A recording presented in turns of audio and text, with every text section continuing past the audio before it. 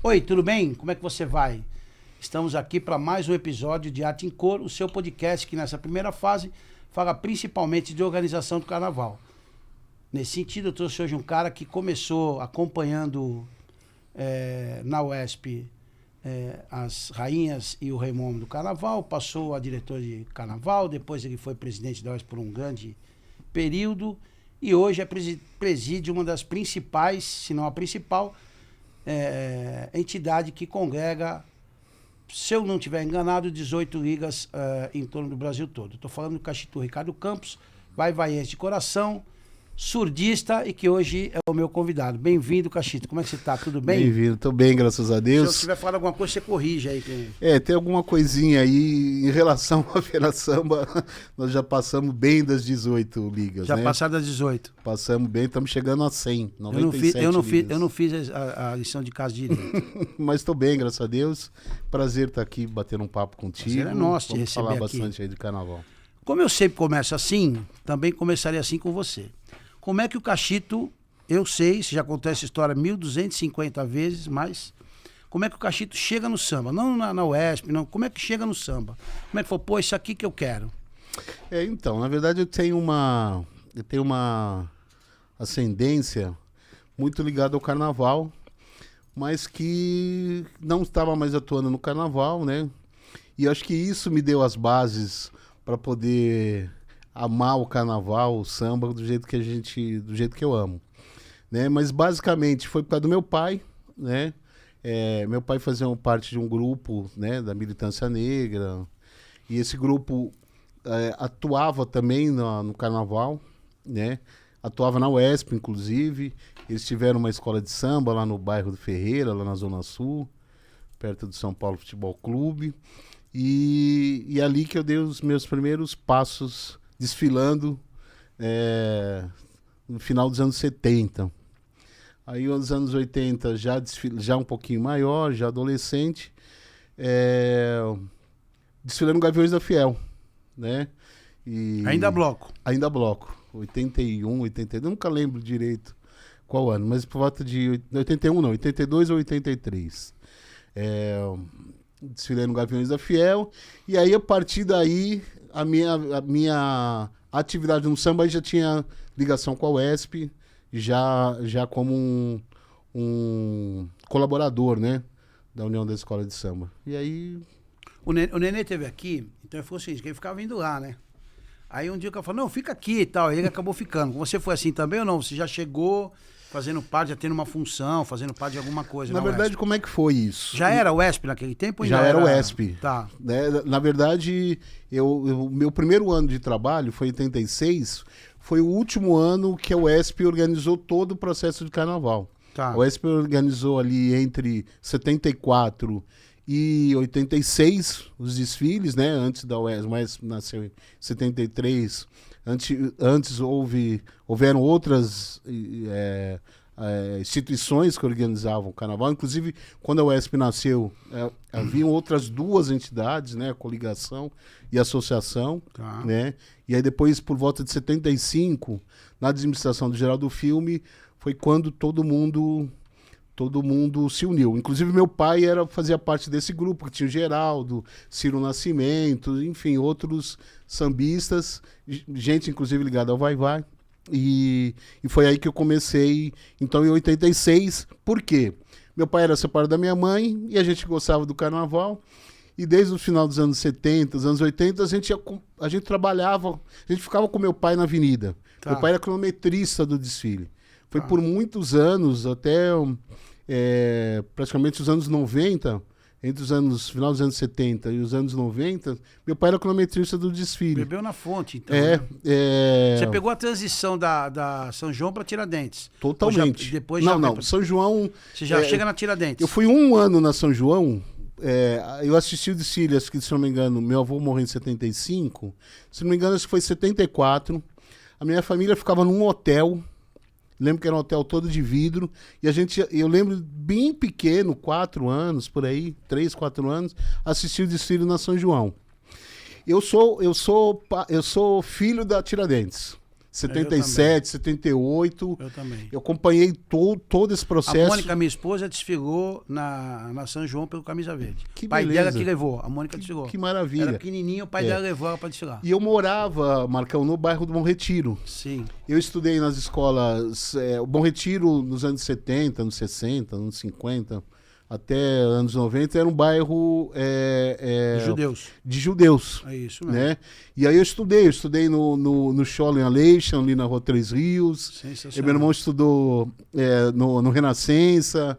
E depois, meus últimos anos foram no Instituto Dom Bosco, que era bem em frente a Tiradentes, ali na praça onde tem o metrô Tiradentes.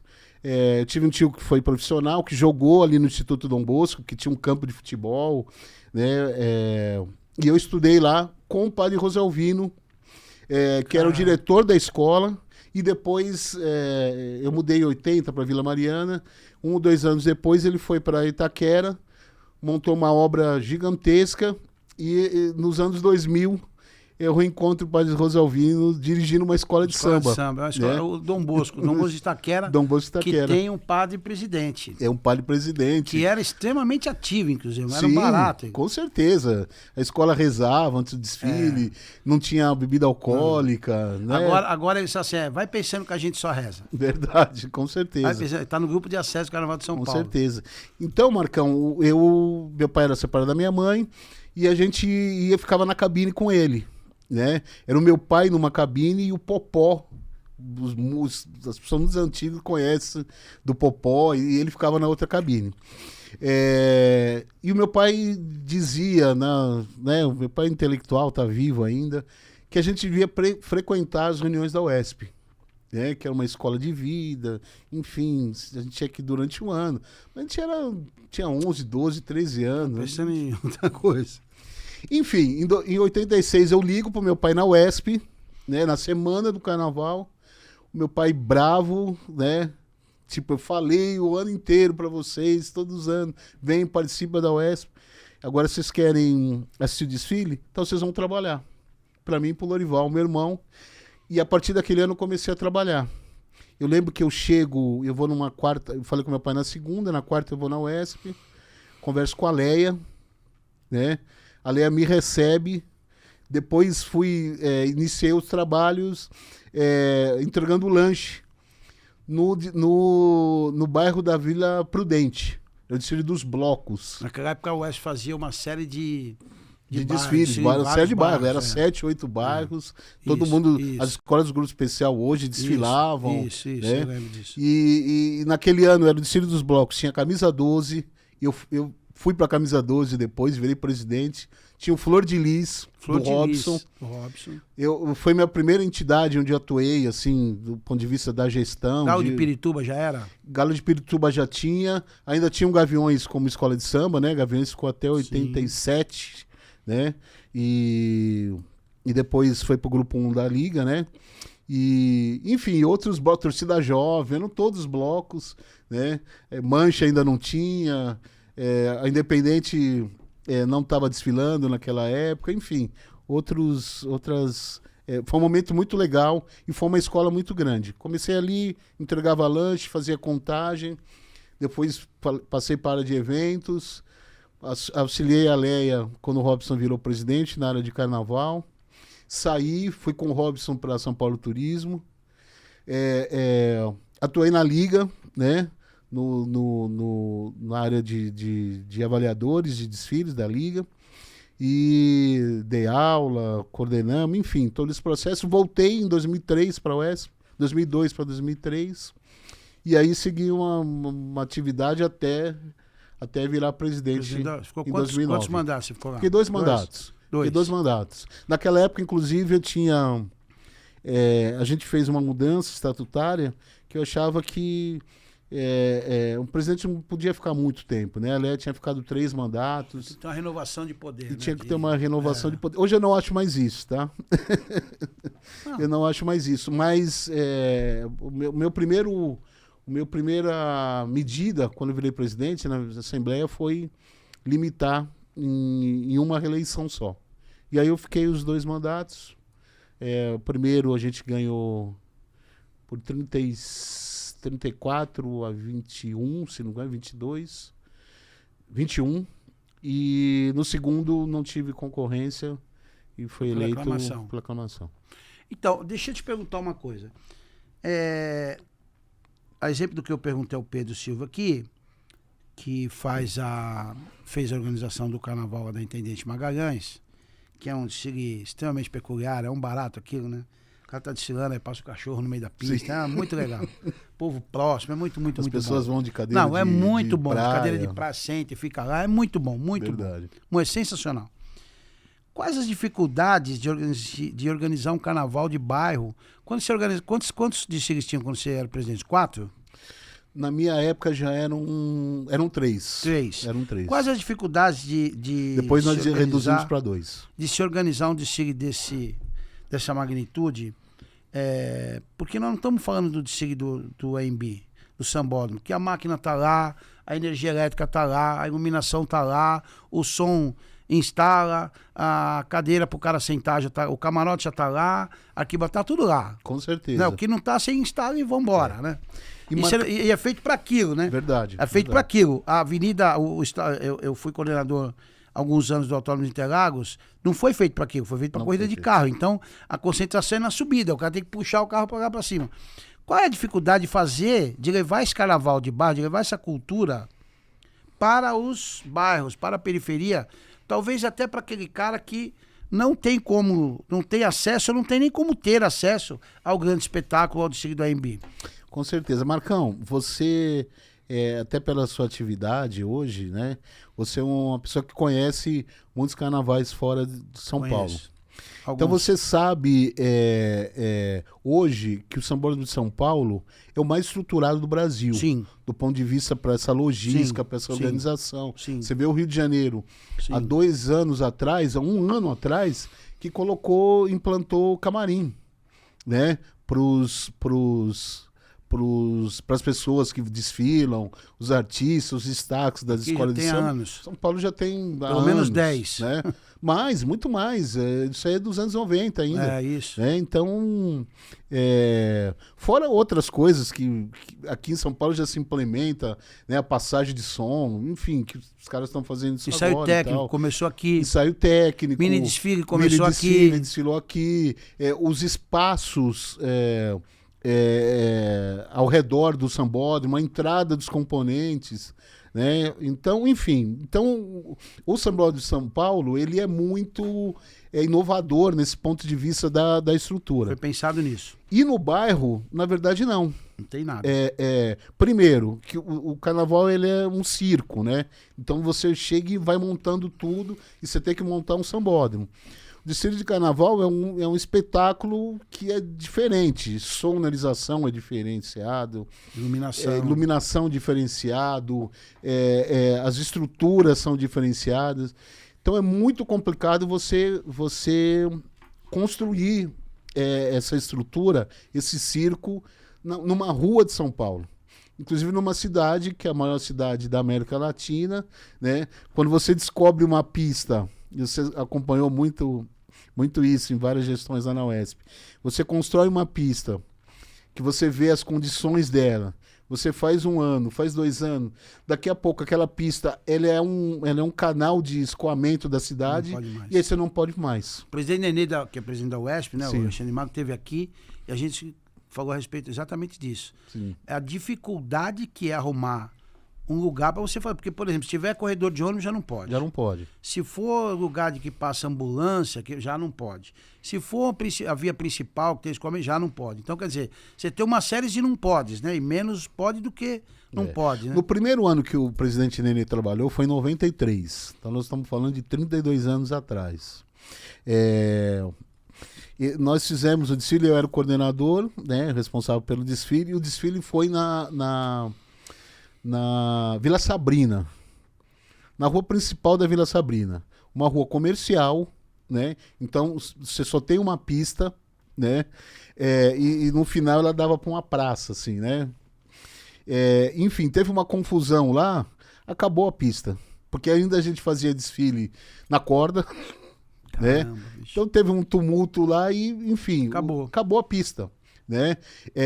Nós fizemos na Rua Silva Bueno, também uma outra rua comercial famosa. Eu desfilei na Silva Bueno. Né?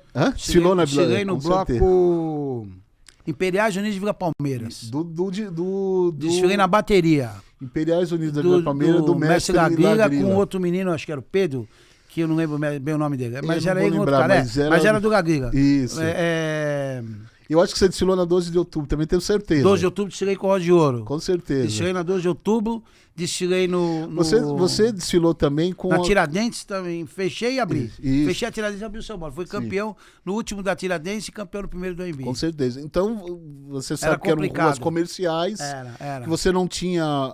hoje, você precisa prever que possa passar uma ambulância, possa ter uma área para as pessoas escapar, de segurança. Então, são ruas que não podem mais. Então, você vai para uma rua que você tenha 2 pistas, que você tenha um passeio no meio e tal. Normalmente, essas ruas são as avenidas principais, são avenidas principais de alguma região. Né? Então, é muito difícil você construir essa história. Você tem as alegorias, você tem que prever a chegada das alegorias.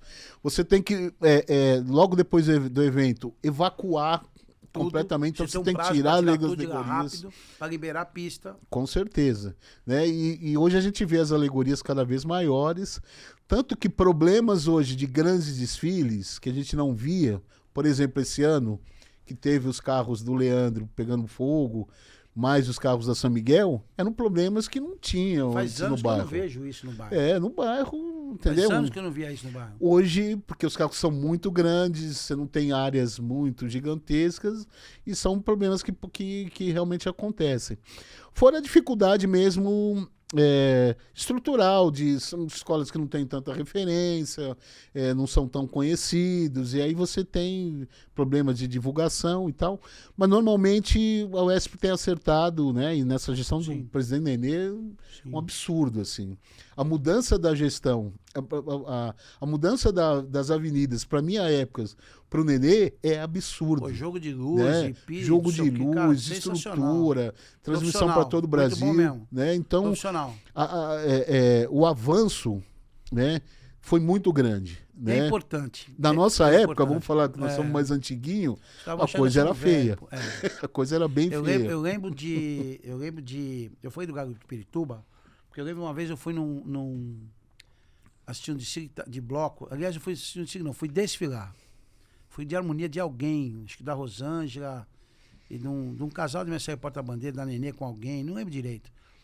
E era na Petrônio Portela, ali no Piquiri, e o Galo de Pirituba, a quadra era na frente, que hoje virou uma praça, derrubaram e virou uma praça. Era ali. Edgar Facó. Edgar Facó, é isso mesmo. Petrônio Portela é a outra. Edgar Facó, eu falei errado, desculpe. Bem me corrigir. E era ali. E eu lembro que atrasou, e aí ficou ali, mas era um negócio assim, era corda, a luz mesmo da avenida, e o carro de som, não sei o que, ia embora. Em 95, nós colocamos arquibancada. O presidente Robson de Oliveira colocou as arquibancadas. Chegou, teve uma lotação, porque na Edgar Facó era um público gigantesco. Era muita gente. O que aconteceu? As arquibancadas caíram. E aquilo lá foi um caos. Foi um caos. E eu tava na Vila Esperança, onde é o desfile até hoje, né? E aí a Leia me ligou chorando, pelo amor de Deus. Caiu. Caiu lá no... Interdita as arquibancadas aí. Mas aí a gente tinha, na época, um responsável pela Vila Esperança da prefeitura, e ele, logo quando chegou, ele viu a precariedade das arquibancadas, ele falou, não dá para usar aqui. Né? Tinha as arquibancadas e um palanquezinho que a gente usava para camarote. Só que eu não tinha onde pôr os jurados. Eu falei, pelo amor de Deus, eu preciso pelo menos colocar os jurados aqui, são 5 jurados, nós não vamos usar para público, não vamos usar para camarote e tal, não sei o quê. E aí usamos, mas foi, aquele ano, 95, foi um caos. O desfile terminou acho que 2h da tarde, 1h30 da tarde, mais ou menos. O desfile que era para terminar às 5 da manhã, né? E a UESP respondeu, pelo menos até a minha gestão estava respondendo ainda por aquilo, né? Nós e o AMB pagando, né, uma indenização lá para pra pessoa. Ninguém morreu, né? Uma pessoa Mas o cara se machuca se e machucou aciona. e aí ficou né, com Tem dano invalidez. moral, dano, enfim, dano... Hoje, o cara tem um dano porque não vai poder trabalhar Com mais, certeza. tem um monte de coisa. hoje a gente tem responsabilidades civis e criminais, como uma escola de samba, Sim, né? sim. São muito sérias, então não dá Sim. mais Tá para... no Código Civil. você inclusive. não pode tratar o evento com... É inerente à sua... Com certeza. não tem responsabilidade. Tem sim. Tem, É que nem tem. o cara que fala assim, olha, se não nos responsabilizamos por o que você deixa dentro do carro, o estacionamento do supermercado. Deixa sim. Você é responsável sim. A partir do momento que você disponibilizou o serviço, você é responsável. Isso é uma coisa que é interessante, porque essa questão de responsabilidade civil, que é uma coisa que está muito discutindo hoje, até por conta da rede social, se você falar assim para mim, Marcão, dá uma carona? Dou. Mas você paga uma cerveja para mim? Pago. Aí você tem responsabilidade, porque eu paguei. Verdade. Porque eu paguei a cerveja. É melhor você falar assim, não precisa me dar nada. Se acontecer Se acontecer alguma coisa, cada um se vira com o seu. Verdade. Deixa eu te falar uma coisa. Eu quero entrar na questão da Fena Samba já, nós vamos entrar. Não vai escapar, óbvio. Mas eu também não posso deixar de perguntar isso, porque a minha mão coça para essas Não perguntas. tem jeito.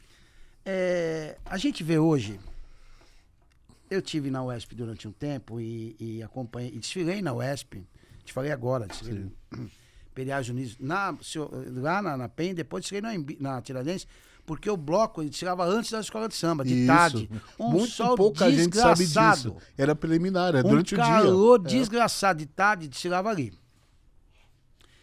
E a gente vê, se você pegar uma capa do disco, não do CD, do disco da escola de samba da década de 70, 80, você vai ver um contingente de pessoas pretas muito grande ali. Se a gente pegar hoje na Oeste, talvez tenha até um pouco mais. Mas houve um embranquecimento, e aí as pessoas podem falar assim, mas o cara é branco, tá falando isso. Não tem nada a ver uma coisa com a outra. Porque antes de branco sou sambista, e sou de um tempo que o cara branco, para chegar no samba e permanecer, que eu cheguei na escola de samba na década de 70, na escola que chamava a primeira de Vila Carolina, que era o Portelinha, que também Eu não ia existe falar mais. isso, porque eu acho até... eu falei, o Marcão deve ter desfilado Eu desfilei também no na Portelinha. Eu começo No bairro, desfilando pela Portelinha na Vila também. Carolina, que era uma descida, tá? Sim. Eu desfilo no Portelinha, eu lembro a recordação que eu tenho do tio Mário desfilando, é o tio Mário descalço na comissão de frente do Portelinha. Que legal. Porque não tinha o sapato, ele foi descalço mesmo tal, e tal. Então, eu me lembro que, e nessa época para chegar, eu cheguei no Rosa de Ouro na década de... Quando o Rosa de Ouro desce da Brasilândia para a Freguesia em 79, 80, coisa assim, 79. Então eu pego, inclusive, a saída do Lagrila e a chegada do Zuca na bateria do Rosas. Você tinha branco? Tinha branco lá. Tá. O samba sempre foi inclusivo. Sim, sempre. Os caras desculpa, eu falei isso hoje. Hoje falei aqui num episódio desse aqui. Acho que com o Nenê. Eu falei num episódio desse aqui. As pessoas discutem inclusão, o samba sempre foi inclusivo. Sempre teve LGBT, branco, preto, é tudo lá. Os coroas, né? Sempre se tratou bem os velhaguá e tal. Então você, para chegar, até chegar, para ficar era uma outra história. Sim. Era um outro rolê. Mas eu vejo hoje que isso não é uma crítica, é uma constatação, né? Que a gente em algum momento foi perdendo isso por uma série de motivos. E eu acho até que a escola de samba, em algum momento, ela pecou por não segurar os seus. A coisa ficou tão complicada em algum momento que as pessoas começaram a ter um outro rolê. Além do fato, isso tudo é opinião minha, tá? Além do fato das pessoas começarem a ter um pouco mais de renda, e aí o negro brasileiro deixou de ter como modelo a escola de samba, que era o foco de resistência daquele público, daquele lugar, e passa a assumir o modelo do hip hop, assumir o modelo do Snoop Dogg, que vive cheio de brilhantes, se deu bem, assumir o modelo do Dr. Dre, do Eazy-E, enfim, de um modelo norte-americano de negro, de sucesso. E aquele modelo da escola de samba, eu lembro que eu fui de equipe de baile, a gente parava de dar baile em janeiro, porque ninguém vinha, porque ia todo mundo na periferia para a escola de samba. Samba, verdade. Para a escola de samba, e a pessoa ia, não tinha jeito. Como é que você vê isso? Como é que você vê essa evolução? O que você acha que provocou, vamos dizer assim, essa evasão do jovem? A gente hoje, eu acho que a gente não consegue segurar o jovem com raras exceções, Mocidade, Vai, talvez Camisa, enfim, eu não gosto de citar não porque posso errar. Sim. Mas com raras exceções, você não vê o cara, não, isso aqui é minha avó, ali é minha bisavó, isso aqui é meu neto, é minha filha, meu pai. Quer dizer, a gente começou, né, como é o seu caso, por exemplo, no Vai. Eu acho que a gente... Por que você acha que a gente, em algum momento, a escola de samba perdeu essa capilaridade de segurar os seus? Capilaridade que eu digo na periferia, disputando e dando chance ao funk, ao hip hop. Não é que eu acho legítimo essas manifestações também periféricas, não é isso que eu estou dizendo. Claro. O que eu estou dizendo é que a gente não ia no baile em janeiro, a gente ia para a escola de samba no ensaio, cara. Por que você acha que isso em algum momento se perdeu, isso aí? Não, primeiro, assim, você falando, assim, primeiro, eu concordo completamente, né, com a sua fala. Isso não diz sobre a gente ter preconceito, a gente não querer o branco, não é isso, né? E assim, eu sou filho dessa situação, né? Nós estamos falando de São Paulo. Sim. São Paulo é uma cidade muito racista, né? É um racismo que ele age, inclusive, nos territórios. E por que eu falo que eu sou filho disso? Porque quando eu disse da minha essência familiar, eu estou dizendo que o meu pai, meu avô e meu bisavô fundaram uma das entidades mais antigas de São Paulo e talvez do Brasil, né? Que é o Vai, na Bela Vista. Que era, nos anos 20, anos 30, quase que uma periferia de uma São Paulo que era uma vila, né? Era muito pequeno. E quem estava longe dessas áreas, Barra Funda, Bela Vista, Glicério, morava quase que em sítio, né? Então, a minha família, ela é um produto disso. Quem se metia com escola de samba era considerado nos anos 50, 60, 40, vagabundo. Essa era a real, né? E o meu avô, quando casa com a minha avó, uma família que já tinha um pouco mais... Ele não roubou sua avó, não, né? Não foi roubado. Porque não vai ter uma história dessa. Não vai ter uma história dessa. Nós somos muito assaltados. O cara vai da Barra Funda e rouba, então o cara vai da Barra Funda e rouba no Vai. Vai rouba da Barra Funda. Maria Helena e a Bagunça é um caso desses. A Dona Sinhá. E né? Dona Sinhá, Enfim, que era amiga dos meus avós e tal. Eu lembro que quando a gente ia no Camisa, ninguém sabia que a gente era do carnaval, porque minha família tinha afastado.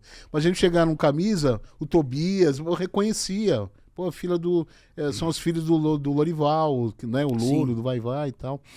Enfim, então, e a minha família chegou a morar na Brasilândia, né? Por um tempo. Então, quando meu avô casa com a minha avó, já com uma família mais estruturada, minha avó era dentista, minha tia-avó também dentista, meu bisavô trabalhou na faculdade de odontologia, inclusive eles tiram meu avô da Bela Vista, dessa vida um pouco mais, né, mundana, vamos dizer assim, né? e meu avô foi trabalhar na faculdade de odontologia no lugar do meu bisavô. E aí se afastou completamente do carnaval. Só chegavam perto do desfile. Eu lembro que a gente ia no ensaio do Vai, elas choravam, meu avô já morto e tal.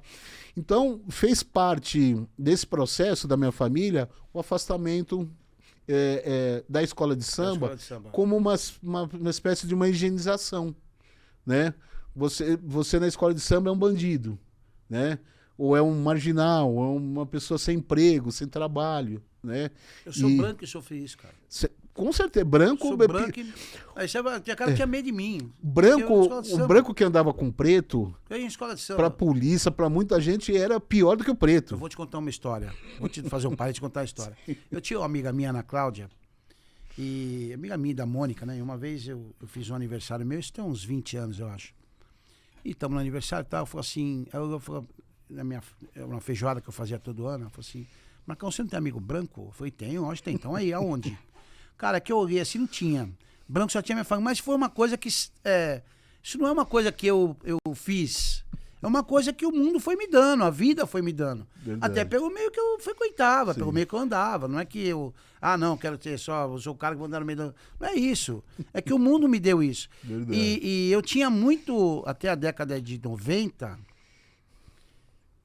eu trabalhava na editora Abril, inclusive, eu tinha muito preconceito com relação a isso. Porque o cara falava assim, pô, mas você de escola de samba? Tá. Falou. Sabe, um negócio assim, não sei não, esse cara aí, ó, mano, escola de samba e tal. Você não pode ser um cara formado, não pode ser um cara culto e tá na escola de samba. E eu trabalhava para caramba, eu estudava o dia inteiro, inclusive no Senai, eu sou de escola de período integral, e à noite eu ia pro samba, Sim. de boa. E eu era visto assim, minha escola você não deve ser vagabundo, não deve fazer nada da vida. Cansei de... Imagino eu, imagino preto, né, cara? Sim. O negro que não passava. Quer dizer, eu não imagino, não, eu sei, porque vivia no meio deles e me sinto à vontade de falar sobre preconceito, porque a minha família é negra. A minha família, que eu digo o seguinte, a minha esposa, meus enteados, meus filhos, tudo gente preta. Você... Tudo gente preta. Sim. Então, assim, eu sei porque passo junto com eles. Eu entro no mercado junto com eles, se eu for para um lado, eles foram para o outro, eu tenho que ficar sempre observando, porque alguém vai andar atrás deles.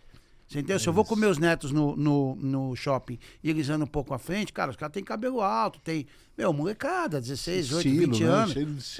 Cheio de andar de óculos, de calça caindo. Cara, o segurança começa a andar atrás. E vira e mexe, eu tenho que intervir. Falei, irmão, você perdeu alguma coisa? Você tá com algum problema? DJ, então anda com roupa. Sim, mano, eu era, então é outro rolê, cara. Eu era é pior ainda que as roupas, aquele ano eu vou te contar um negócio, né, mano? Uma vez bateram no carro dele, o cara bateu o carro dele dentro do estacionamento. Tá. Aí o cara, não, bati, eu vou chamar a polícia, tá bom. A polícia chegou, adivinha que a polícia enquadrou? Ele. Ele falou, não, pera um pouquinho, amigo, tudo bem. Eu sei os meus direitos, mas eu sou a vítima. Vai me dar uma geral, dá nele também. Sim. Não, senhor, é que nós... É procedimento. Falei, então faz o procedimento com ele também. Eu sou a vítima, o cara bateu no meu carro, irmão. A polícia, sério mesmo, isso aí, o cara chegou e enquadrou ele, cara. E eu teria outras histórias pra te contar. Sim. Isso, Marcão, explica muito o que nós vivemos hoje. Então, assim, e eu costumo falar, inclusive para os líderes das escolas de samba branco, que eles sofrem por serem líderes de uma cultura preta. Então, um presidente de escola de samba sofre o mesmo preconceito do que um preto sofreria enquanto dirigente de escola de samba. Sim. Porque quem dirige escola de samba sabe a dificuldade que é hoje você, por mais que o Carnaval de São Paulo hoje esteja num nível impressionante, mas é a custo de muito sofrimento, de muita imagem ruim, né? Então, imagem meio ligada às vezes a crime, as coisas que não acontecem numa escola de samba, né? Então há uma demonização que surgiu lá atrás. Esse processo houve um desgaste, as pessoas foram meio que aos poucos saindo desse processo. Isso acontece nas religiões, né? Você vê hoje, por exemplo, vou te dar um dado. Hoje o lugar que mais pratica a religião afro-brasileira no Brasil é o Rio Grande do Sul. Rio Grande do Sul. E não é pelos pretos do Rio Grande do Sul. Exatamente. É pelos brancos. É o batuque. Você entendeu? Pelos brancos. Hoje os negros, isso saiu agora no censo, eles estão nas religiões pentecostais, principalmente. Né? Nas religiões cristãs. Na capoeira, você só vê branco. Eu sou iniciado no IFA, né? Tá. Eu sou iniciado no IFA. Então, todo mês a gente tem o Ossé. No meu templo, você vai lá, você olha assim, vai pra cá, você conta quantos pretos tem. Quantos tem lá? Eu conheço uma preta, que é do IFA. Que é uma amiga, inclusive, então, da Fena Samba. Você conhece duas, a Mônica. A Mônica também é do IFA, não sabia. No IFA, tá, a Mônica sabendo hoje. A Mônica iniciada no IFA. Também. Entendeu? O resto, todos aqui no Brasil, todos brancos. Então, esse processo é um processo de anos, né? De um certo desgaste, né? De você considerar as escolas de samba como um produto. E vou te dar um outro exemplo meu. Minha mãe é uma pessoa maravilhosa, enfim, uma mulher intelectual, faria 75 anos agora. Tive o prazer de conhecer. Morreu há 9 anos atrás. A minha mãe, quando eu decidi, e eu puxei essa decisão para o meu irmão falecido, Lorival, de a gente trabalhar com o carnaval, ser profissional do carnaval, ainda no começo dos anos 90, para minha mãe foi um choque, assim, sabe? É que ela é uma mulher inteligente e ela aceitou essa nossa posição, né? Mas eu lembro que as pessoas dos anos 80, anos 90, que costumavam falar que elas... Eu não trabalho, eu não vivo do samba. Você viver do samba era uma coisa, era quase que um crime. Você entendeu? Porque o samba era uma coisa que não tinha dinheiro, quem trabalhava do samba era considerado um vagabundo, então, enfim, as pessoas não queriam. Então, esse é um processo de difícil discussão, inclusive, as pessoas não entendem. No Brasil é muito polarizado. Se você fala é mimimi, ou é isso, ou é aquilo, ou é esquerda, ou direita, ou é Corinthians ou Palmeiras, ou é Lula ou Bolsonaro. Enfim, então é uma discussão que eu acho que nós precisamos ter e você tem muita coragem, inclusive como homem branco, para fazer isso. Sim. Né? Arruma muita confusão também por causa disso aí. Pô, imagina. Várias confusões arrumam. Às vezes nem os negros entendem, nem os brancos entendem. Porque se eu ver uma coisa, nem é com a minha família, eu interfiro. Eu falo, não, mas você tá fazendo isso aí, não. Eu falo, não, que eu falo, não, você não vai fazer comigo. Verdade. Sabe que você não vai fazer comigo? Porque eu sou branco, irmão. Você não sabe porque eu sou. Se eu fosse preto, você fazia, mas eu sou branco, você não vai fazer. Você não sabe porque eu sou, você não vai fazer. Mas nós, enquanto sociedade, precisamos discutir. Eu entendo o seguinte, eu entendo que o racismo, que ele está intrínseco, está entranhado na sociedade brasileira, e a gente, de uns anos pra cá, a gente se expôs a um processo de degradação do pensamento humano, principalmente no Brasil, e que a gente perdeu bastante. Porque antigamente o cara era racista, mas ele ficava assim, né? Não vou falar nada, porque não sei. Hoje não. Aqui no Brasil era muito... Hoje não, ele não tá nem aí, irmão. Ele fala. Se ele for LGBTfóbico, ele fala. Se ele for gordofóbico, ele fala. Sim. Se ele for racista... Cara, ele fala. Sim. Não tá nem aí. E eu acho que, assim... Eu fui estudando Direito, não terminei, já falei isso também. Não terminei porque eu viajo 3 dias por semana e era um pouco complicado. Eu estava na faculdade, eu estava viajando, né? Ainda que o meu nome seja Marco Jesus, eu não sou onipresente, eu consigo estar num lugar em cada vez. Verdade. Então eu não consegui terminar. Mas eu fiz um estudo, apresentei até na OAB, num seminário da OAB, que falava das ciências do racismo como base do racismo estrutural no Brasil. Legal. Esse é um assunto que eu estudo já há alguns anos. E é interessante que de tempos em tempos aparece uma lei para criminalizar a sociedade preta, sim, o menino preto, no país. Não é à toa que 70% da população carcerária é negra. Sim. E não é à toa que a grande maioria não tem o segundo grau, não tem o básico completo. E não é à toa que uma outra parte tem o segundo e que tem o superior é quase ninguém. Isso não é à toa. O projeto de educação no Brasil, a educação no Brasil é um projeto, não é... É um projeto para que possam nascer os extremistas e coisas afins. Com certeza. Então, quanto mais idiota permanecer, melhor é.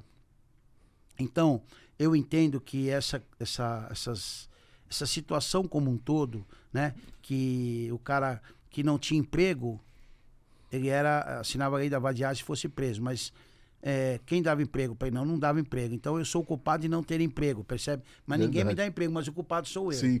E aí a gente tem hoje a lei antidroga, né? Que prende o garotinho da favela que tá ali com 2 cigarros de maconha, mais o filho da desembargadora com X quilos de... Tá tudo certo. Ou então, no avião do presidente também, cocaína. Não, um negocinho ali. Mas o moleque, né? Então, um monte de gente presa lá. Então a gente tem essas questões no Brasil, eu acho que isso colaborou muito para ter essa situação que a gente tem hoje. Mas a gente tem por hábito não discutir os nossos problemas, como a ditadura militar, como o racismo, e a gente não discute isso, não debate isso, cara. Verdade. E eu acho que isso é uma característica do povo brasileiro que se estende para outros ramos da sociedade. Então eu não debato, percebe? E a gente tem uma outra característica que eu acho interessante, que é a de ter um cara que resolva pra gente.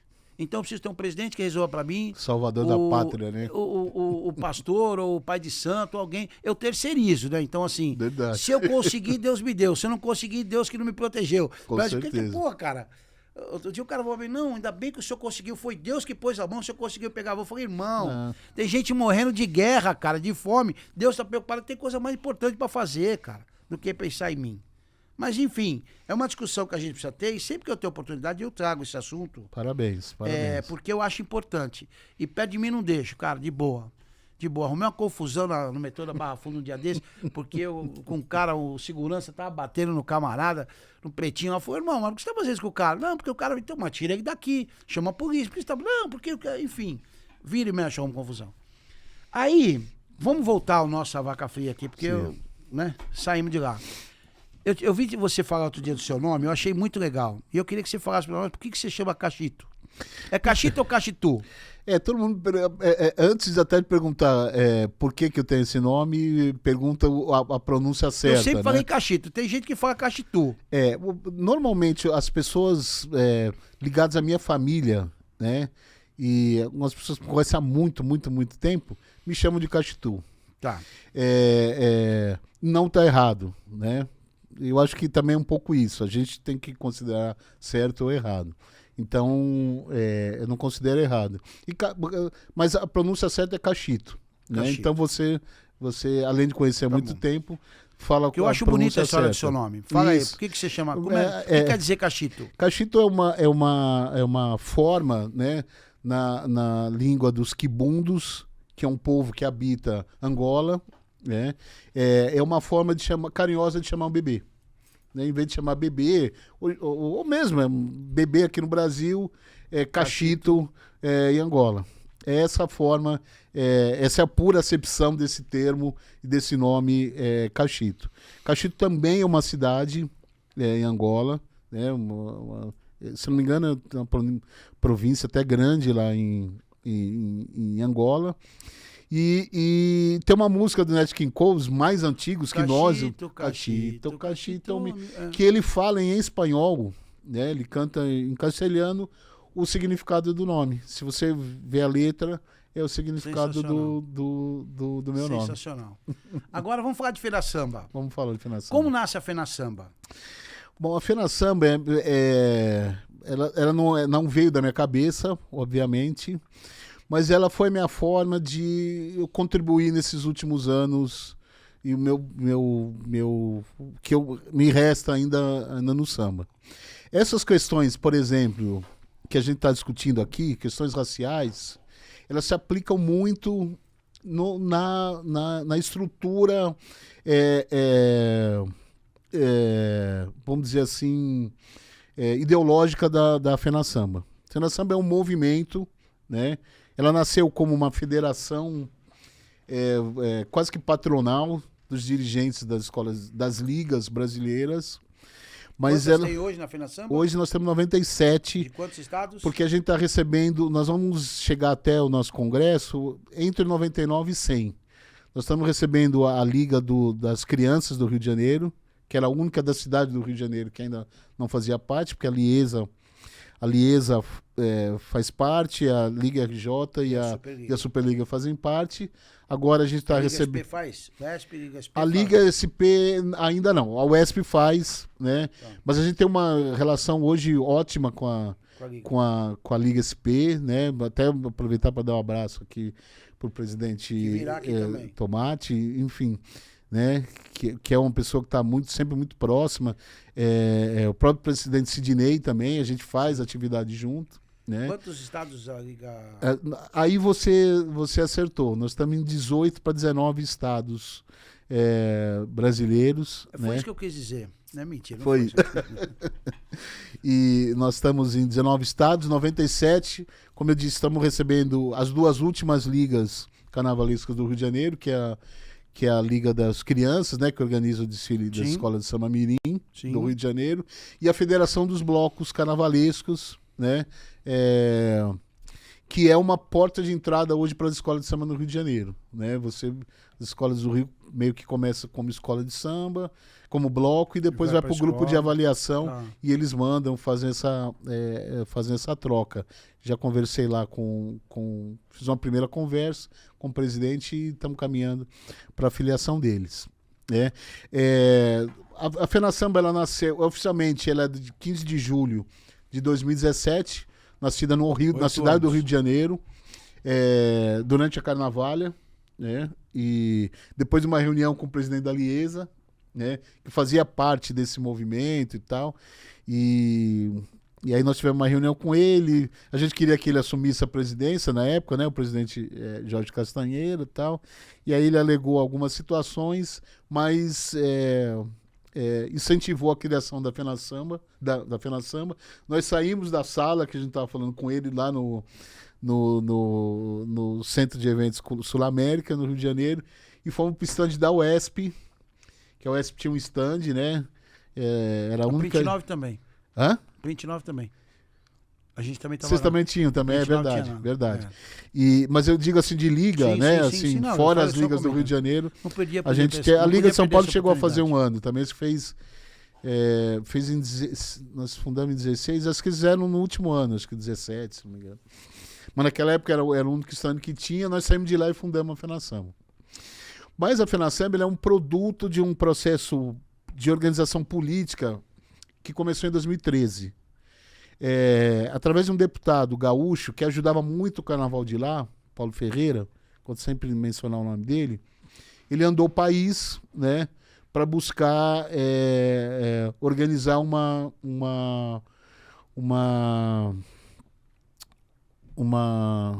como é que chama esses processos que tem na Câmara? Audiência pública, para discutir a cadeia da economia do carnaval. Nunca tinha tido, né? E aí eles tinham feito a separação da Comissão de Educação e Cultura, né? Que não se discutia nada de cultura. E aí nessa separação ficou só a Comissão de Cultura, e a primeira audiência foi com o samba, né? Além dessa reunião, nós fizemos também uma série de reuniões com ministérios, né? Fomos na Ciência e Tecnologia, Ministério do Trabalho, eu não lembro se tinha turismo, turismo acho que não tinha. Cultura, enfim, fomos em vários ministérios, e eles, depois dessas reuniões, as reuniões foram antes do encontro, no encontro eles foram e toparam, né? A gente queria estabelecer uma política pública. Veja bem, a maior cultura desse país, vamos dizer assim, a que é mais capilar no Brasil todo, e que faz parte e que faz parte da representação. Você viaja o mundo inteiro e você sabe, entendeu? Futebol e samba, e a escola de samba como grande espetáculo. Nós conseguimos fazer isso. Só que nunca o país teve nenhum reconhecimento oficial, vamos dizer, até 2023, quando foi sancionada a Lei 14.695, né, que é a lei que reconhece as escolas de samba e as nossas práticas como um bem cultural do país, né? E é uma lei muito importante, uma luta da FenaSamba. Então não tinha nenhuma política. A gente queria estabelecer uma política nacional. Naquela época, estava começando a diminuir os financiamentos públicos para os desfiles de escola de samba. Algumas prefeituras saindo e tal. Enfim, então a gente queria também dividir um pouco esse financiamento, que a gente entende que tem que ser público, né? E entre os entes, né? Estadual, federal e municipal. E aí foi feito essa audiência, e o governo na época falou pra gente: tudo bem, vamos debater. Vamos iniciar um estudo, que iniciou esse estudo em 2014, e vocês criam um ente federativo. Foi aí que a gente começou, como eu disse, lá no Rio de Janeiro, com seis ligas, e partimos aí até hoje. Eu falei aqui com o Nenê, a gente já está caminhando meio que pro final, mas eu não posso deixar esse assunto passar batido. Eu falei aqui com o Nenê o seguinte, e falei para ele que eu ia falar com vocês também. A gente precisa criar uma legislação federal, na minha visão. Porque a gente hoje entra um prefeito naquele lugar, naquela localização, ali naquela localidade, naquela cidade, a depender da da designação religiosa do cara, não tem carnaval, ele inventa carnaval. uma desculpa porque, vou pôr na cultura, vou pôr na saúde, é mentira, certo? Então faz como fez no Rio de Janeiro, não vou dar verba, nem tal. E aí, mas se beneficia do que o carnaval traz. Recentemente aconteceu em Sorocaba, por exemplo, e tudo mais.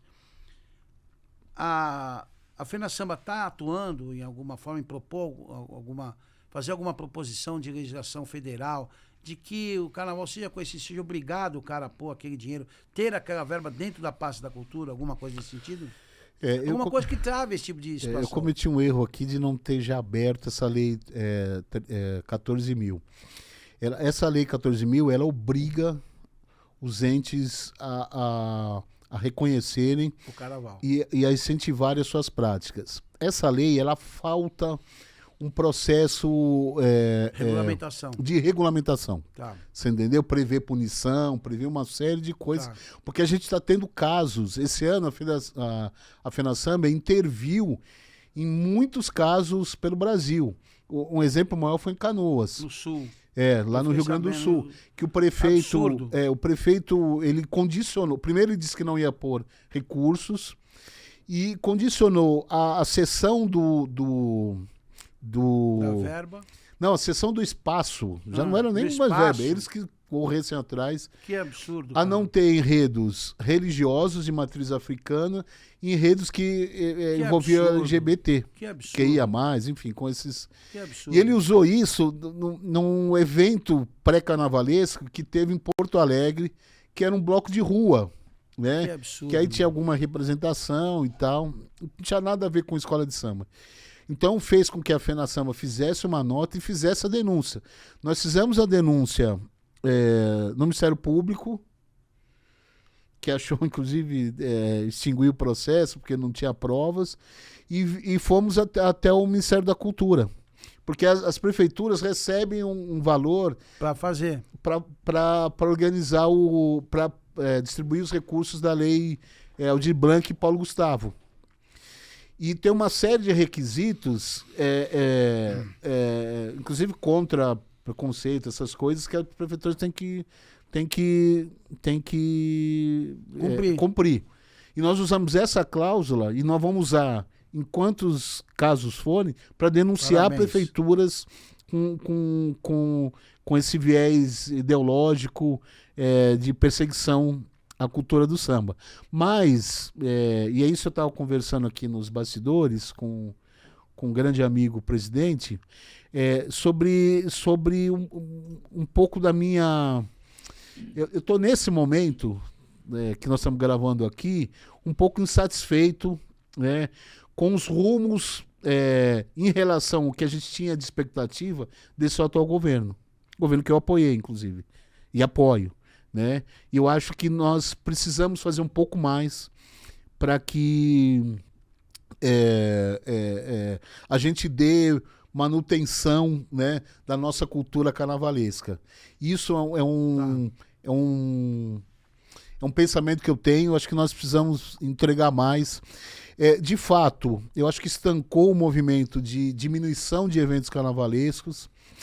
Mas, por conta dos grandes espetáculos de São Paulo e Rio de Janeiro, principalmente, de visibilidade, algumas prefeituras estão voltando a organizar desfile, mas num parâmetro errado. Né?